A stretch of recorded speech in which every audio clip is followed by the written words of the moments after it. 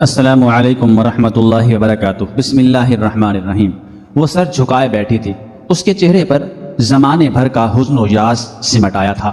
بات ہی کچھ ایسی تھی، اقتدار کے نشے میں چور حاکم شہر نے اس کے دل کے قرار، اس کے محبوب شوہر کو ہلاک کروا دیا تھا۔ دنیا اب بھی ویسی ہی تھی، اس کی رنگینیاں اپنی جگہ تھی، لوگ بے فکری سے ہنس بول رہے تھے، لیکن اس عورت کے لیے ہر خوشی اور ہر دلچسپی بے معنی تھی۔ کسی نے عورت کو خبر دی، سربراہ مملکت دورے پر آئے ہوئے ہیں، تم چاہو تو ان سے فریاد کر سکتی ہو۔ بیوہ کی آنکھیں جو غم و غصے کے احساس سے جل رہی تھیں، ان میں امید کی کرن جگمگا اٹھی۔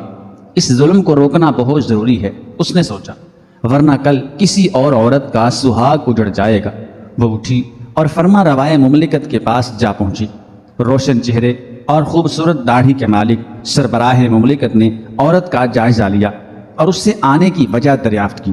عورت نے کھل کر بتا دیا کہ اس کے شوہر کو حاکم شہر نے کوڑے لگوا کر ہلاک کروا دیا ہے، جبکہ اس نے ایسا کوئی جرم نہیں کیا تھا جس کی سزا موت ہو۔ سربراہ مملکت کا چہرہ غصے سے سرخ ہو گیا۔ ان کا عدل و انصاف مشہور تھا اور ان کے دور میں بے اختیار اور کمزور عوام پر یہ ظلم ڈھایا جا رہا تھا اور انہیں اس کا علم تک نہ ہو سکا۔ انہوں نے معاملے کی فوراً تحقیقات کا حکم دیا۔ اسی وقت حاکم شہر کے خلاف تحقیقات شروع کر دی گئیں۔ حاکم شہر کوئی معمولی آدمی نہیں تھے، وہ سربراہ مملکت کے قریبی عہدیداروں میں سے تھے۔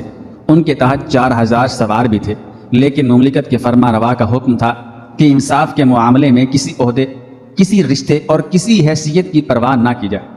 تحقیقات سے الزام درست ثابت ہوا، شہر کے حاکم قتل عمد کے مرتکب پائے گئے تھے۔ سربراہ مملکت نے اسی وقت حکم دیا حاکم شہر کو اسی طرح کوڑے لگا کر ہلاک کر دیا جائے جس طرح انہوں نے اپنے غریب خدمتگار کو کوڑے لگوا کر ہلاک کروایا تھا۔ حکم سے سرتابی کی کسی میں ہمت نہ تھی۔ حاکم شہر کو اسی وقت لایا گیا اور اس مظلوم بیوہ عورت کے سامنے کوڑے مار مار کر ہلاک کر دیا گیا۔ اسی کے ساتھ ہی حکمران وقت اس پیغام رساں کی گرفتاری کا حکم بھی دے چکے تھے جسے انہوں نے شہر میں اس غرض سے تعینات کیا تھا کہ وہ شہر کے حالات اور حکام کی کارکردگی سے سربراہ حکومت کو آگاہ کرتا رہے۔ اس نے ایک معمولی خدمتگار کو ناجائز سزائے موت دیے جانے کے اہم واقعے سے مملکت کے فرما روا کو بے خبر رکھا تھا۔ اس کا یہ جرم ناقابل معافی تھا۔ حکمراں کے فرمان کے مطابق اسے شہر کے مرکزی دروازے پر پھانسی دے دی گئی۔ یہ بر صغیر کے نامور حکمراں غیاث الدین بلبن رحمۃ اللہ علیہ کا انصاف تھا، جنہوں نے بدایوں کے حاکم ملک بغبغ کے سیاسی مرتبے کی پرواہ کیے بغیر انہیں ایک سنگین جرم کی پاداش میں سزائے موت دے دی تھی۔ بلبن کے عدل و انصاف کی وجہ سے ان کے دور میں کوئی عہدیدار اپنے کسی ماتحت پر ظلم کرنے یا اس کا حق غصب کرنے کے بارے میں سوچ بھی نہیں سکتا تھا، اور اگر کبھی کبھار ایسا واقعہ پیش آیا تو بلبن نے ظلم کرنے والے اہلکار کو کڑی سزا دی، جو طویل عرصے تک لوگوں کے لیے سامان عبرت بنی رہی۔ بلبن کا دور حکومت محض ان کے عدل و انصاف ہی کی وجہ سے شہرت نہیں رکھتا، بلکہ اس عظیم حکمراں کی خدمات کا دائرہ بہت وسیع ہے، اور انہی خدمات کی وجہ سے تمام مورخین بلبن کا ذکر احترام اور ستائش کے ساتھ کیا کرتے ہیں۔ غیاث الدین بلبن رحمۃ اللہ علیہ کا تعلق ترکوں کے ایک قبیلے البری سے تھا۔ ان کے والد قبیلے کے سردار تھے۔ ترک قبائل ترکستان کے مختلف علاقوں میں امن و سکون کی زندگی بسر کر رہے تھے کہ اچانک منگولوں نے ترکستان پر بھی یلغار کر دی۔ منگول سپاہی دن تناتے ہوئے آئے اور ترکوں کی بڑی تعداد کو پکڑ کر اپنے ساتھ لے گئے۔ ان میں بلبن بھی شامل تھے۔ بلبن کو بغداد میں فروخت کر دیا گیا۔ جن بزرگ نے انہیں خریدا ان کا نام جمال الدین بصری تھا۔ جمال الدین بصری نے بلبن کی تربیت کی اور انہیں لے کر دہلی آئے، جہاں حکمراں شمس الدین التمش رحمۃ اللہ علیہ نے بلبن کو خرید لیا۔ دلچسپ بات یہ ہے التمش کا تعلق بھی ترکوں کے اسی قبیلے البرے سے تھا جس سے بلبن کا تعلق تھا۔ بلبن کی عمر اس وقت تقریباً 25 برس تھی۔ ابتدا میں بلبن کو بہت معمولی نوعیت کی ذمہ داریاں سونپی گئیں، مثلاً پانی بھرنے کا کام دیا گیا، لیکن بہت جلد بلبن نے اپنی صلاحیتوں کا اظہار شروع کر دیا اور ان کی صلاحیتوں کو دیکھتے ہوئے التمش نے انہیں اپنا خاصا برادر یعنی سرکاری اسلحے کا نگران مقرر کر دیا اور انہیں آزاد بھی کر دیا۔ 1236 عیسوی میں التمش کا انتقال ہو گیا۔ ان کے بعد مملکت کی سربراہی التمش کی بیٹی رضیہ سلطانہ کے پاس آئی۔ ان کے دور میں بلبن کو مزید ترقی دے کر میر شکار بنا دیا گیا۔ رضیہ سلطانہ کے بعد معز الدین بہرام اور علاء الدین مسعود تخت پر بیٹھے، لیکن ان کے عہد میں حکومت عدم استحکام کا شکار رہی۔ آخر مملکت کے سرکردہ افراد نے التمش کے چھوٹے بیٹے ناصر الدین محمود کو حکمران منتخب کر لیا۔ ناصر الدین محمود 1246 عیسوی میں تخت نشین ہوئے۔ وہ بہت خدا ترس، متقی اور دیانتدار حکمراں تھے اور سرکاری خزانے سے ایک پائی تک اپنے لیے لینا مناسب نہ سمجھتے تھے۔ وہ قرآن کریم کی کتابت کرتے تھے اور اس کا جو ہدیہ ملتا تھا اس سے گزر اوقات کرتے تھے، لیکن غالباً وہ اپنی صلح جو طبیعت کی وجہ سے امور مملکت میں الجھنا پسند نہ کرتے تھے۔ چنانچہ انہوں نے غیاث الدین بلبن رحمۃ اللہ علیہ کو اپنا نائب مقرر کر کے جملہ اختیارات انہی کو سونپ دیے تھے۔ انہوں نے بلبن کو نائب الملک کے منصب پر فائز کر کے انہیں الغ خان کا خطاب دیا۔ الغ ترکی زبان کا لفظ ہے جس کے معنی ہے دوسروں سے بزرگ تر۔ ناصر الدین محمود نے بلبن کو اختیارات سونپتے ہوئے ان سے کہا کہ میں نے تمہیں تمام اختیارات دے دیے ہیں، تم ہرگز کوئی ایسا کام نہ کرنا جس کے باعث کل اللہ تعالیٰ کے سامنے تمہیں اور مجھے شرمندگی اٹھانی پڑے۔ اس زمانے میں نائب الملک کا عہدہ بہت بڑا تصور کیا جاتا تھا اور وزیر اعظم سے برتر تھا۔ بلبن نے ناصر الدین محمود کے نائب کی حیثیت سے 20 برس تک فرائض انجام دیے۔ بلبن کا سب سے اہم کارنامہ بر صغیر پاک و ہند کو منگولوں کی تباہ کاریوں سے محفوظ رکھنا ہے۔ بلبن نے ناصر الدین محمود کے نائب کا عہدہ سنبھالا تو چنگیز خان سمرقند، بخارا، خوارزم، بلخ، نیشا پور وغیرہ میں تباہی لا چکا تھا، بلکہ موجودہ پاکستان کے علاقے میں داخل ہو کر 10,000 ہندو قیدیوں کو قتل کر کے جا چکا تھا۔ اس کے علاوہ صرف 5 سال قبل یعنی 1241 عیسوی میں منگول حملہ آوروں نے لاہور پر زبردست حملہ کر کے بڑے پیمانے پر بربادی پھیلا دی تھی۔ پھر 1245 میں جہلم کے راجہ کی سازش سے بھی منگول پنجاب پر حملہ کر چکے تھے۔ ان تمام واقعات سے بلبن بہت متاثر تھے اور ان کی جہاندیدہ نظریں بھانپ چکی تھی کہ اس وقت مملکت کو منگولوں کے وحشی طوفان سے بچانے کی شدید ضرورت ہے۔ چنانچہ انہوں نے منگولوں کے خلاف کئی مہمات ترتیب دی۔ منگولوں کے حملے کا بھرپور جواب دینے کے لیے طاقتور فوج روانہ کی۔ انہوں نے مملکت کی شمال مغربی سرحدوں کو محفوظ رکھنے کے مؤثر انتظامات کیے۔ ان کے اقدامات کا نتیجہ یہ نکلا کہ منگولوں کو بر صغیر کی مملکت اسلامیہ پر حملہ کرنے کی جرت نہ ہو سکے۔ بلبن کی سیاسی بصیرت کا اندازہ اس بات سے بھی ہوتا ہے کہ ہلاکو خان کے لشکر نے ناصر الدین محمود کے حکمران بننے کے صرف 12 برس بعد بغداد کی اینٹ سے اینٹ بجا دی اور اس عظیم شہر کو تباہ و برباد کر دیا۔ منگولوں کو بر صغیر پر حملہ کرنے سے باز رکھنا ایک بے حد مشکل کام تھا۔ اس زمانے میں اطلاعات، مواصلات اور سفر کے جدید وسائل نہ تھے۔ دریائے جہلم کے پار آبادی کم تھی اور اراضی کا بیشتر حصہ ناقابل زراعت تھا۔ یہاں بڑی بڑی چھاونیاں بنانا آسان نہ تھا۔ ان علاقوں میں کھوکھر قبائل آباد تھے جنہیں مسلمانوں سے کوئی ہمدردی نہ تھی۔ دسمبر 1257 میں منگولوں نے ایک بار پھر یلغار کی۔ بلبن نے ناصر الدین محمود کو مشورہ دیا کہ فوج تیار کی جائے اور بڑھ کر منگولوں کو روکا جائے۔ چنانچہ جنوری 1258 عیسوی میں فوج روانہ ہو گئی۔ روانگی سے قبل مولانا منہاج سراج نے تقریر کی اور سپاہیوں کو جہاد کی فضیلت سے آگاہ کیا۔ ادھر منگول لشکر کو مسلمانوں کی تیاریوں کا علم ہوا تو وہ سرحد پر ہی رک گیا۔ بلبن نے لشکر کو 4 ماہ تک بالکل تیار حالت میں رہنے کا حکم دیا۔ آخر منگول مایوس ہو کر سرحدوں سے ہٹ گئے۔ بلبن نے منگولوں کے متوقع حملوں کے پیش نظر اپنے عمزاد بھائی شیر خان کو پنجاب اور ملتان کا صوبے دار مقرر کیا۔ شیر خان نے فوج کو اچھے پیمانے پر منظم اور چوکس رکھا۔ شیر خان کے انتقال کے بعد بلبن نے اپنے بڑے بیٹے محمد سلطان کو پنجاب اور ملتان کی ذمہ داری سونپ دی۔ منگولوں کے ہاتھوں لاہور تباہ ہو چکا تھا۔ بلبن خود لاہور آئے، شہر کی تعمیر اثر نو کروائی، قلعہ کو نئے سرے سے بنوایا، بہت سے سرکاری معمار مقرر کیے تاکہ رعایا کے لیے مکان بنائے۔ پھر شہر کے قدیم باشندوں کو جو ادھر ادھر چلے گئے تھے بلا کر دوبارہ بسایا۔ شہر میں ویرانی کی وجہ سے کنویں تک خشک ہو چکے تھے۔ بلبن نے بہت سے ماہرین اور اہل فن کو شہر میں لا کر آباد کیا۔ سندھ اور ملتان کی فوجی تنظیمیں نوکی۔ ان اقدامات کی وجہ سے منگولوں کو تقریباً 10 سال تک ادھر کا رخ کرنے کی ہمت نہ ہوئی۔ بلبن نے اپنے چھوٹے بیٹے بغرا خان کو مشرقی پنجاب کی حکومت دے دی تھی۔ 1280 عیسوی میں منگول ایک بار پھر شمال مغربی سرحد پر نمودار ہوئے۔ انہوں نے دریائے ستلج بھی پار کر لیا، لیکن محمد سلطان اور بغرا خان کی مشترکہ فوج نے منگولوں کو ایسا سبق سکھایا کہ انہیں دوبارہ ستلج پار کرنے کی ہمت نہ ہو سکی۔ بلبن کا ایک اور بڑا کارنامہ دہلی، برائیوں، فرخ آباد اور اطراف کے علاقوں میں رہزنی اور ڈکیتی کی وارداتوں کا مکمل خاتمہ ہے۔ بعض قومیں لوٹ مار اور رہزنی کو اپنا جائز پیشہ سمجھتی تھی۔ ان میں دہلی کے اطراف میں بسنے والے میواتی سر فہرست تھے۔ میواتیوں نے شہریوں کا جینا حرام کر رکھا تھا۔ وہ دن دہاڑے شہر میں گھس آتے تھے اور لوٹ مار کر کے چلے جاتے تھے۔ ان کی دہشت اتنی زیادہ تھی کہ روزانہ عصر کی نماز کے بعد شہر کے بیرونی دروازے بند کر دیے جاتے تھے۔ بلبن کو شہریوں کی اس اذیت اور بے چینی کا پورا احساس تھا۔ انہوں نے ڈاکوؤں اور لٹیروں کی سرکوبی کی کوشش اسی وقت سے شروع کر دی تھی جب وہ ناصر الدین محمود کے نائب مقرر ہوئے تھے۔ ان کی مؤثر کارروائی سے میواتی گھنے جنگلوں میں جا پہنچے، لیکن چند سال بعد پھر سرگرم ہو گئے۔ بلبن نے اب سخت کارروائی کرنے کا فیصلہ کیا۔ 1260 میں بلبن نے دہلی کے جنوبی علاقے میوات پر زبردست حملہ کیا۔ انہوں نے علاقے کے تمام جنگل صاف کروا دیے۔ بہت سے ڈاکو مارے گئے، پھر بھی میواتیوں کی سرگرمیاں جاری رہی۔ تقریباً 4 ماہ تک لڑائی جاری رہی۔ پھر بلبن نے اعلان کیا کہ رہزنوں کو زندہ یا مردہ لانے کا انعام دیا جائے گا۔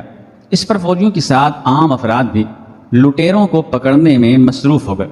بلبن نے شہر کے اطراف جگہ جگہ حفاظتی چوکیاں قائم کروا دی، اور اس طرح ڈاکوں کا زور ٹوٹ گیا اور رفتہ رفتہ ان کا وجود ہی ختم ہو گیا۔ اس طرح کی کارروائیاں بلبن نے بدایوں، کنپل، پٹیالے اور میرٹھ میں بھی کی، اور ان تمام علاقوں میں مکمل امن و امان قائم کر دیا۔ ہندوؤں کی جانب سے وقتاً فوقتاً اٹھنے والی بغاوتوں اور شورشوں پر قابو پانے کے لیے بلبن نے ایک دانش مندانہ اقدام یہ کیا کہ ہندوؤں کے مضبوط مراکز مثلاً کنپل، پٹیالی اور بھوجپور وغیرہ میں ایسے مسلمانوں کی بستیاں بسا دیں جو لڑائی کے فنون سے واقفیت رکھتے تھے۔ یہ ترکیب اتنی کامیاب رہی کہ اس کی وجہ سے مشرقی ہندوستان بنگال تک کو جانے والی سڑک فیروز شاہ تغلق کے زمانے تک بالکل محفوظ رہی۔ میوات کے جن جنگلوں کو صاف کروایا گیا تھا، بلبن نے وہاں کی زمین زراعت پیشہ افراد میں تقسیم کر دی۔ بلبن کے ان اقدامات کا نتیجہ یہ نکلا کہ شاہراہیں پرامن ہو گئیں، تجارتی قافلوں کی آمد و رفت زور و شور سے شروع ہو گئی۔ اس طرح بحیثیت مجموعی روزگار میں بھی اضافہ ہو گیا اور اشیاء صرف سستی ہو گئیں۔ گھوڑوں، مویشیوں اور دیگر سامان تجارت کی قیمتوں میں بھی واضح کمی ہو گئی، لیکن ان اشیاء کی فروخت میں کئی گنا اضافہ ہو جانے کے باعث تاجروں کو بھی بہت فائدہ ہوا۔ ناصر الدین محمود کا انتقال فروری 1266 کو ہوا۔ ان کے انتقال کے بعد بلبن نے مسند اقتدار سنبھالی۔ بر صغیر کے خود مختار حکمراں کی حیثیت سے انہوں نے تقریباً 20 برس حکومت کی۔ بلبن 1279 میں شدید علیل ہو گئے اور علالت کے باعث مہینہ بھر تک اپنی سرکاری قیامگاہ سے باہر نہ نکل سکے۔ افواہ پھیل گئی کہ بلبن کا انتقال ہو گیا ہے۔ اس افواہ سے متاثر ہو کر لکھنوتی یعنی بنگال کے صوبیدار تغرل نے خود مختاری کا اعلان کر دیا۔ بلبن نے تغرل کی سرکوبی کے لیے یکے بعد دیگرے 2 لشکر بھیجے، لیکن دونوں لشکروں نے شکست کھائی۔ آخر بلبن خود لشکر لے کر چلے۔ اس وقت زبردست بارش ہو رہی تھی، لیکن بلبن نے ایک لمحے کی تاخیر نہ کی۔ تغرل نے بلبن کی آمد کی خبر سنی تو اسے فرار ہوتے ہی بنی۔ بلبن نے اس کا پیچھا کیا اور جاسوس پھیلا دیے۔ کئی ماہ بعد تغرل کا سراغ ملا اور جاسوسوں نے اسے اسی وقت ختم کر دیا۔ جن لوگوں نے بغاوت میں تغرل کا ساتھ دیا تھا انہیں سزائے موت دے دی گئی۔ ایک منگول صوبیدار تیمور خان نے 1285 عیسوی میں درہ خیبر اور لاہور کے راستے حملہ کر دیا۔ اس کے ساتھ 20,000 سوار تھے۔ بلبن کے بیٹے محمد سلطان نے فوج کو فوراً کوچ کا حکم دیا اور منگولوں کے لشکر کو مار بھگایا۔ محمد سلطان اور ان کے ساتھیوں نے بھاگنے والی فوج کا پیچھا شروع کر دیا۔ اس دوران نماز کے وقت آیا تو محمد سلطان اپنے 500 افراد کے ساتھ ایک تالاب کے کنارے نماز ظہر ادا کرنے لگے۔ اس وقت 2000 منگول سپاہیوں نے جو گھات لگا کر بیٹھے ہوئے تھے محمد سلطان اور ان کے ساتھیوں پر حلہ بول دیا۔ محمد سلطان حملے کا جواب دینے لگے، لیکن ایک تیر آ کر انہیں لگا۔ زخم ایسا تھا کہ محمد سلطان اس سے جان پر نہ ہو سکے اور شہید ہو گئے۔ اسی وجہ سے مورخین انہیں خان شہید کہتے ہیں۔ محمد سلطان کے شہید ہونے کا بلبن کو شدید رنج ہوا، تاہم وہ اپنا دکھ ظاہر نہیں کرتے تھے اور یہی کہتے تھے کہ اللہ کی رضا جس بات میں ہو میں اس پر راضی ہوں۔ لیکن حقیقت یہ ہے کہ محمد سلطان کی شہادت بلبن کے لیے بہت بڑا صدمہ ثابت ہوئی۔ اس غم نے انہیں گھلا کر رکھ دیا۔ بلبن کو اپنے لائق بیٹے محمد سلطان سے بہت امیدیں تھیں۔ بیٹے سے جدائی کا غم ان کے لیے جان لیوا ثابت ہوا اور 1286 عیسوی میں یہ عظیم حکمران اس دنیا سے رخصت ہو گیا۔ ان کی عمر تقریباً 80 سال تھی۔ انہیں دہلی میں ان ہی کے بنائے ہوئے ایک مکان میں سپرد خاک کیا گیا جس کا نام دارالامن تھا۔ بلبن کے انتقال کی خبر پھیلی تو لوگ دیوانہ وار روتے پیٹتے گلیوں میں نکل آئے۔ بہت سے افراد نے اپنے کپڑے پھاڑ ڈالے اور سر پر خاک ڈال لی۔ فی الواقع بلبن کی رعایا ان سے بہت محبت کرتی تھی۔ بلبن انتہائی بردبار، سنجیدہ اور پرشکوہ حکمراں تھے۔ ان کا نظریہ تھا کہ جو حکمراں اپنا رعب اور دبدبہ قائم نہیں رکھ سکتا وہ اپنے فرائض پوری طرح انجام نہیں دے سکتا، اور اس کے نتیجے میں عوام میں خرابیاں جنم لینے لگتی ہیں اور بعض افراد سرکشی پر آمادہ ہو جاتے ہیں۔ یہی وجہ ہے کہ بلبن نے اپنے پورے 40 سالہ دور حکومت میں انتہائی سنجیدہ روش اپنائے رکھی۔ لوگ ان کا نام سن کر سہم جاتے تھے۔ انہوں نے اپنے عہد اقتدار میں بھی کسی سے مذاق نہ کیا اور نہ دوسرے کسی فرد کو ان کی موجودگی میں کسی سے مذاق کرنے کی جرت ہوئی۔ انہیں کسی نے بھی کھل کر قہقہا لگاتے نہیں دیکھا۔ وہ سرکاری آداب کے اس قدر پابند تھے کہ ان کے نجی خدمتگاروں نے بھی کبھی انہیں نامکمل لباس میں یعنی کلاہ اور موزے وغیرہ کے بغیر نہیں دیکھا۔ حقیقت یہی ہے کہ بلبن نے اپنے روب و جلال اور قوت و اختیار کو دین اسلام کی سربلندی، مملکت اسلامیہ کو اسلام دشمن طاقتوں سے بچانے، معاشرے کو فسق و فجور، فرائض سے غفلت اور بددیانتی سے پاک کرنے کے لیے بھرپور انداز میں استعمال کیا۔ ذاتی طور پر بلبن نہایت نرم دل، رقیق القلب اور اللہ سے ڈرنے والے انسان تھے۔ علماء کرام کا درس سنتے تو کئی بار آپ دیدہ ہو جاتے تھے۔ بلبن دینی احکام کی پابندی کو بہت اہمیت دیتے تھے۔ حکمراں بننے کے بعد انہوں نے اللہ تعالیٰ سے اپنے تعلق کو مستحکم بنانے کا غیر معمولی اہتمام کیا۔ وہ ہر وقت باوضو رہتے تھے، نہ صرف 5 وقت کی نماز باجماعت ادا کرتے تھے بلکہ تہجد کی نماز بھی پڑھتے تھے، اکثر روزے رکھتے تھے۔ بلبن کو نماز باجماعت کی اس قدر فکر رہتی تھی کہ نماز ادا نہ کرنے پر اپنے بیٹوں کی سخت سردی کرتے تھے۔ بلبن علماء کرام کا بہت ادب کرتے تھے۔ ان کی علم دوستی کا یہ حال تھا کہ وہ کھانے کے لیے اس وقت تک نہ بیٹھتے تھے جب تک دسترخوان پر علماء دین موجود نہ ہوں۔ کھانے کے دوران میں بھی دینی مسائل پر گفتگو جاری رہتی۔ بلبن نے اپنے عہد حکومت میں عدل و انصاف کی سربلندی پر خصوصی توجہ دی۔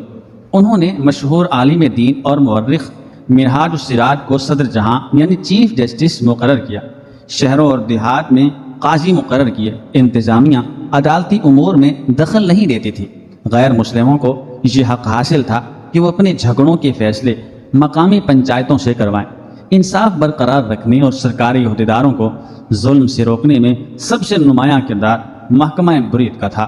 برید یعنی ڈاک کا محکمہ تو پہلے بھی قائم تھا، لیکن بلبن نے اسے بہت وسعت دی۔ ہر شہر اور ہر گاؤں میں ایک قابل اعتماد افسر اطلاعات مقرر کیا جاتا تھا جو برید کہلاتا تھا۔ برید کا انتخاب بلبن خود بہت شان بھٹک کر کرتے تھے۔ برید کا کام یہ تھا کہ وہ اپنے شہر یا گاؤں کی حالات سے سربراہ مملکت کو مسلسل باخبر رکھے اور مقامی حکام اور افسروں کی کارروائی کا کڑا جائزہ لے کے سربراہ مملکت کو اس سے مطلع کرتا رہے۔ برید کو بھاری تنخواہ دی جاتی تھی۔ اس طرح بلبن اپنی مملکت کے ہر گوشے کے حالات سے آگاہ رہتے تھے۔ بلبن فوج کی اعلیٰ کارکردگی پر بہت زور دیتے تھے۔ فوج کے ساتھ بھی قاضی موجود رہتے تھے۔ انہیں بہرمان کہا جاتا تھا۔ جنگوں کے موقعوں پر علماء دین کو مدعو کیا جاتا جو سپاہیوں کے سامنے جہاد پر ابھارنے والی جوشیلی تقریریں کرتے۔